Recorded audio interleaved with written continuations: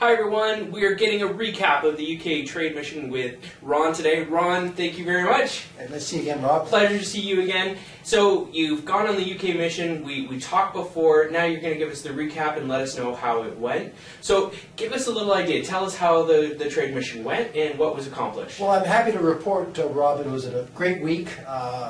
London is a beautiful city, and we met a lot of important people, made a lot of great contacts.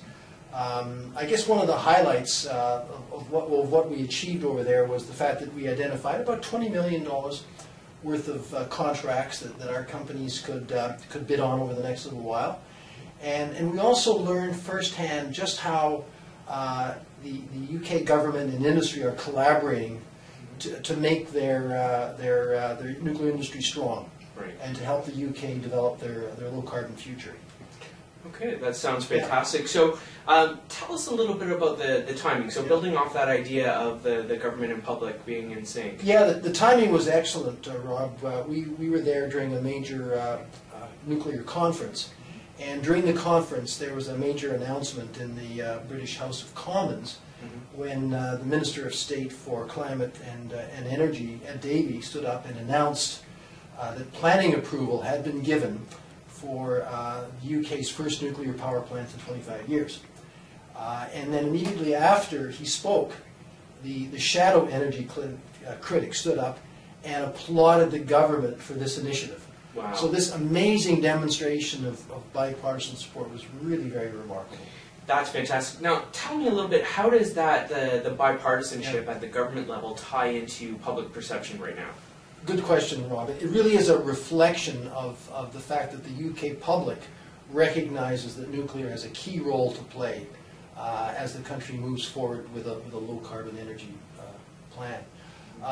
There was a little drop in public support after the Fukushima incident in March 2011, but soon thereafter, public support rose to a new high of over 50% of the public supporting nuclear, with 20% opposed, right, which is really a remarkable statistic. And of course, in between are the folks that haven't made up their decision. Right. And we believe, from what we learned, that high level of public support is due to the fact that the academic community and the university sector also speak out strongly in favor of the industry and of the technology, and are a trusted source of information. Right. And so that's a lesson that we can take back here, that the public does look upon the academic sector as a good source of knowledge about the industry. Well, that sounds fantastic. So I know you had a desire to meet with a couple of different groups of people, from a government and from the private sector. So who did you end up meeting with? Well, we met with three of the major developers who are going to be building the nuclear power plants at sites across the UK. In addition to the major developers, we met with some of their, what we refer to as Tier 1 nuclear suppliers. And these are the large companies such as Rolls-Royce and Babcock and AMEC, who will have a leading role in delivering the major pieces of equipment for the power plants. In addition, we also met a good number of Tier 2 and Tier 3 companies who would be the sub-suppliers to the bigger companies. Many of the smaller enterprises that we talk to are just sort of getting into the nuclear business for the first time, and many of them would benefit from teaming with Canadian companies who've already established a track record of quality assurance and precision manufacturing that's needed for that sector. That's fantastic. Now, was anything else identified specifically around the Candu Reactor? Well, we identified and confirmed that the Candu Reactor is one of the three strong options that are being considered for using up the UK's stockpile of 120 tons of civilian plutonium.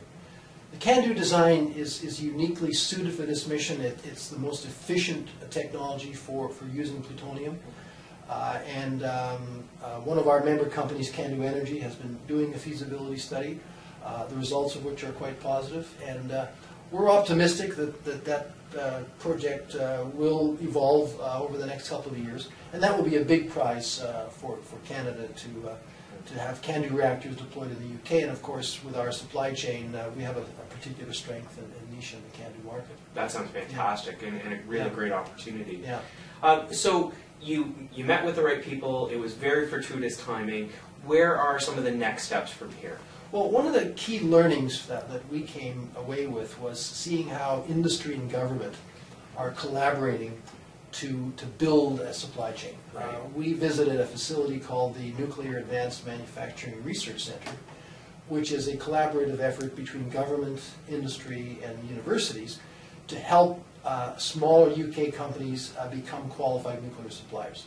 So that's a lesson we want to bring back to Canada, because I think that model is a very successful one. We will start to plan a mission perhaps in 2014 when we go back with perhaps a broadened number of companies and begin to explore in more detail some of the opportunities.